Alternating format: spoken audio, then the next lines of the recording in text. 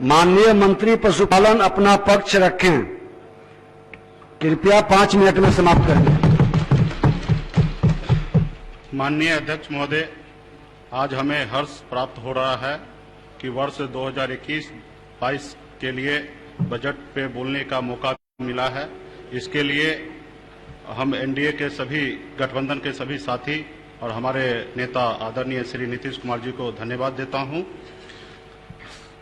विशेष तौर पे मैं माननीय मुख्यमंत्री जी को फिर से धन्यवाद देना चाहूंगा कि उन्होंने हमारे 7 निश्चय 2 के तहत हमारे पशु एवं मत्स्य संसाधन विभाग को अतिरिक्त 500 करोड़ रुपए का राशि उन्होंने मुहैया कराने का काम किया। इसके लिए मैं तहे दिल से धन्यवाद देता हूं। और मैं क्योंकि समय नहीं मिलेगा तो इसलिए मैं चाहूंगा कि हमारे साथी हमारे बड़े भाई अनिल सहनी जी ने सदन में अपनी बात को उन्होंने रखा।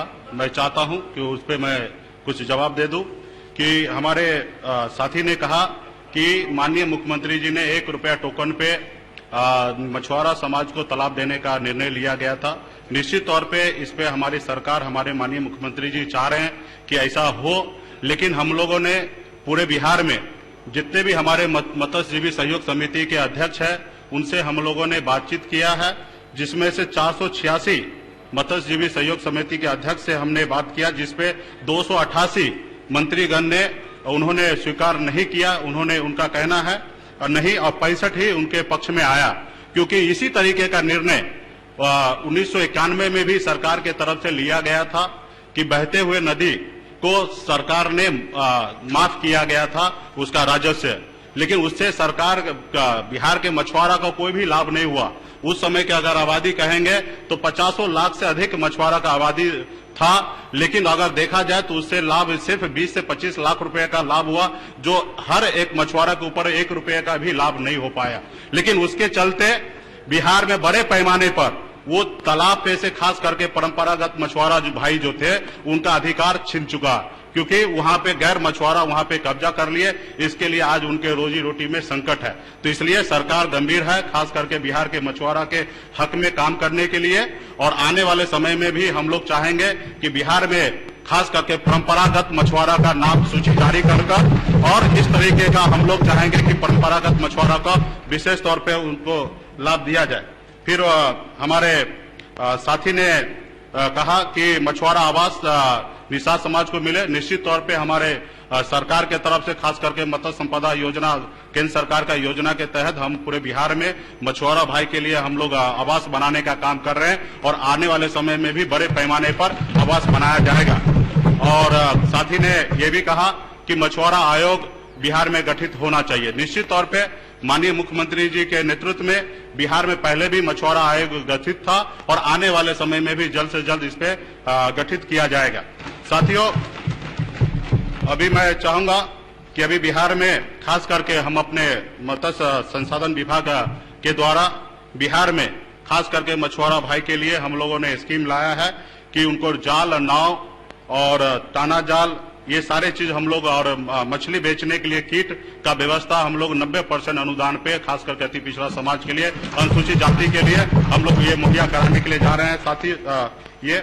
और उसके बाद हमारे माननीय मुख्यमंत्री जी का भी विचार है कि बिहार में पशु का बेहतर इलाज हो सके। इसके लिए हम लोग 8 से 10 पंचायत पे मोबाइल ऐप के जरिए और कॉल सेंटर के जरिए हम पशु को बेहतर उपचार दे सके। इसके लिए हम पूरे बिहार में इस तरीके का जाल हम बिछाने के लिए जा रहे हैं। ये हमारे प्रस्ताव में है। उसके बाद बड़े पैमाने में बिहार में खास करके मछुआरा भाई के लिए, मत्स्य पालक भाई के लिए मछली बेचने के लिए डिस्ट्रिक्ट लेवल पे बाजार तो है, लेकिन खुदरे लेवल पे बाजार नहीं है।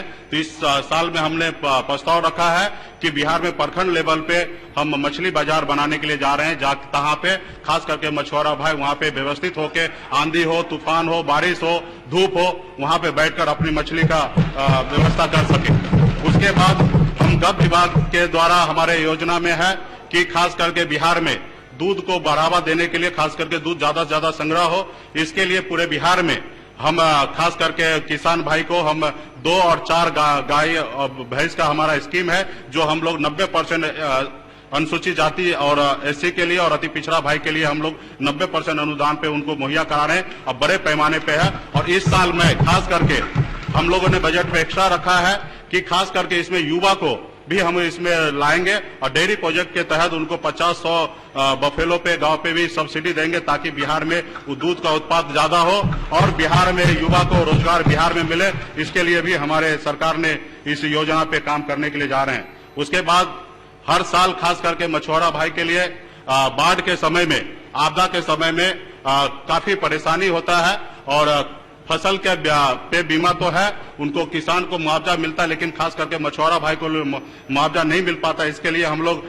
खास करके तालाब को बीमा में कन्वर्ट करने के लिए जा रहे हैं ताकि उसका भी लाभ मछुआरा भाई को अगर क्षति हो जाए तो उसका भी लाभ हम लोग आने वाले समय में देंगे।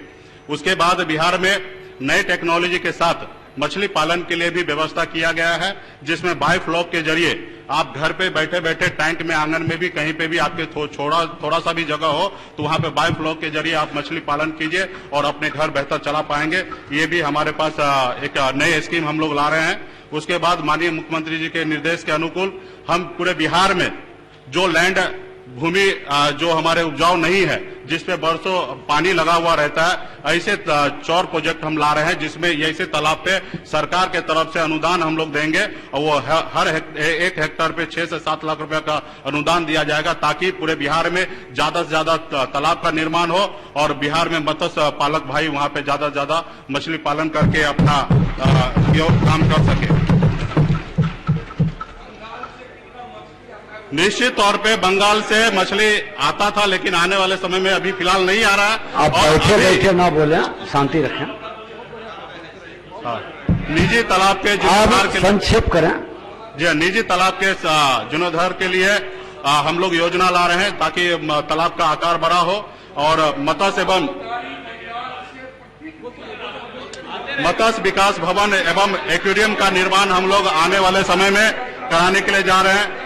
नए तालाब का मछली पालन हेतु ट्रेनिंग के लिए योजना का प्रस्ताव रखे हैं। राज्य में मछुआरा की सुरक्षा बीमा के लिए हम लोग व्यवस्था कराए हैं।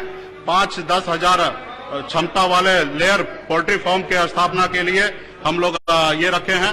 और अंत में मैं कहूंगा कि हमारी सरकार के तरफ से एक विशेष तौर पे से हम एक योजना लाए हैं। अध्यक्ष महोदय जी, हम आपको बताना चाहेंगे कि बिहार में पशु के लिए बेहतर आहार के लिए हम लोग अभी भी हमारे कॉम्फेड के जरिए हम लोग आहार मुहैया कराते हैं। नो लॉस नो प्रॉफिट पे हम लोग आहार मुहैया कराते हैं। आने वाले समय में पशु को बेहतर आहार मिले, इसके लिए हम लोग सब्सिडी रेट पे हम चारा का व्यवस्था करने के लिए जा रहे हैं और बड़े पैमाने पे करने के लिए जा रहे हैं। और मैं एक चीज और भी बताना चाहूंगा कि निश्चित तौर पे ये जो चारा होगा सिर्फ पशु के लिए होगा, उसके अलावा किसी इंसान के लिए नहीं होगा, सिर्फ पशु के लिए होगा और सिर्फ ये पशु के लिए होगा, ना ही कि किसी इंसान के लिए होगा। इसके लिए मैं बहुत बहुत धन्यवाद देता हूं सभी हमारे साथ। माननीय मंत्री मैं पटल पे मैं रखता हूं। हाँ, रख दीजिए सदन पर।